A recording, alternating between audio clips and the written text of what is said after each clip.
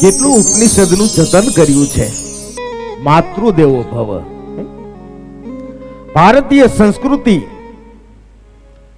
પિતૃદેવો ભવ તો પછી, પહેલું હંમેશા માતૃદેવો ભવ. અને તેથી માની વંદના પહેલી કરી છે અને સાચી વંદના કરી છે, થવી જ જોઈએ. કૌશલ્યા ન હોત તો વિશ્વને આ રામ કોણ આપત બાપ. એટલા માટે પહેલી વંદના કરી છે.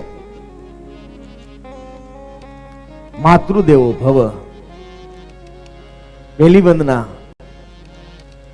માં કૌશલ્યાની અને પછી બીજી વંદના બંદવ અવધ ભુવાલ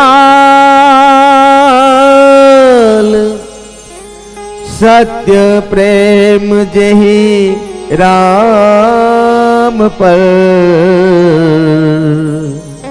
વિચરત દીન દયાલ પ્રિય તનુ તૃણ ઈવ પરી હરે. અયોધ્યાના સમ્રાટને મારા વંદન. કદાચ તુલસીદાસજીને કોઈ એમ કહેશે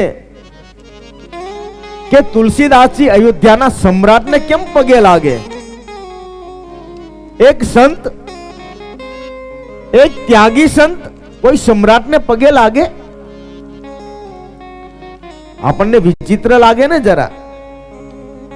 પણ તુલસીદાસજી એમ કહે છે કે એ સમ્રાટ છે, મોટા સત્તાધીશ છે ને, એટલે હું એને પગે નથી લાગતો. મારે એવો કોઈ સ્વાર્થ નથી કે દશરથજી મહાન સમ્રાટ રાજા છે, હું એની વંદના કરું તો મને એક મદદ કરે, મને એક ઝૂંપડી બાંધી દે. આવો સ્વાર્થ તુલસીદાસજીને નથી. અને એવા સાધુ નથી એ તુલસીદાસજી કે જે મોટો માણા હોય એને ખોટા ખોટા વખાણ કરે. આજની જેમ એવો સાધુ નથી એ. તુલસીદાસજી તો તટસ્થ સંત છે બાપ.